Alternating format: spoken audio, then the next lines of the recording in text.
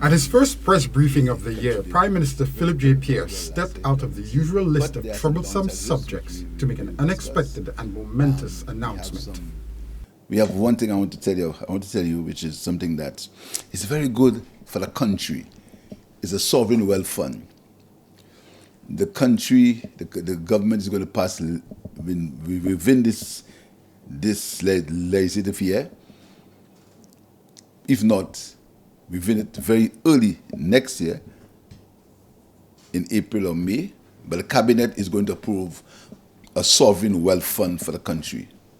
Sovereign wealth funds have often been the domain of rich countries with large surpluses like China, Norway, and the oil-producing nations of the Middle East.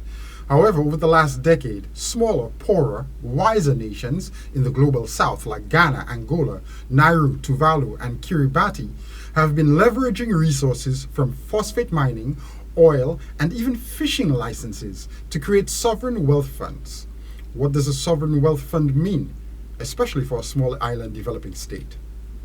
The sovereign wealth fund means that the country is going to use the resources to save for the future generation, to create a basis for the country having some reserves in terms of investment so that can be used for the future.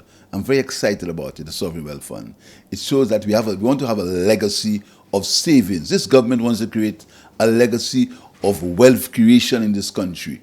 Not only a legacy of physical things, a legacy of wealth creation.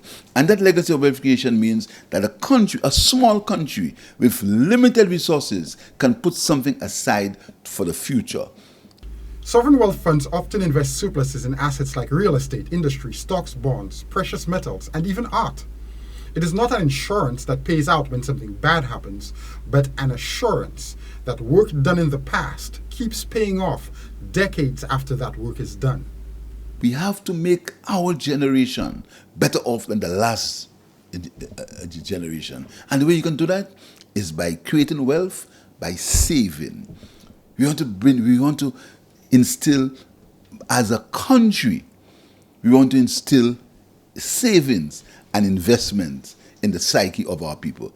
And the government is starting it for a sovereign wealth fund. According to the Prime Minister, this is not a pie-in-the-sky promise that may or may not materialize. It is an idea that must be manifested and realized in the short term. The sovereign wealth fund is going to be passed by the cabinet before the end of this fiscal year, and the legislation will go to Parliament, if not before the end of this year. And when I say year, I'm talking about March.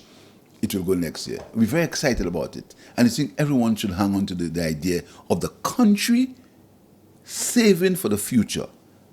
Budget planning time is already here for government's executives. Estimates of expenditure are scheduled for the last week in March and policy statements for the last week in April. St. Lucia is on course for economic growth, expansion, and diversification in the next few years. However, with the threat of climate change, phytological diseases, and the human pneumovirus looming, the government is seeking to lock in assurances of the country's growth wherever it can, so that it can be more resilient against any sudden shocks like hurricanes that may derail the best laid plans.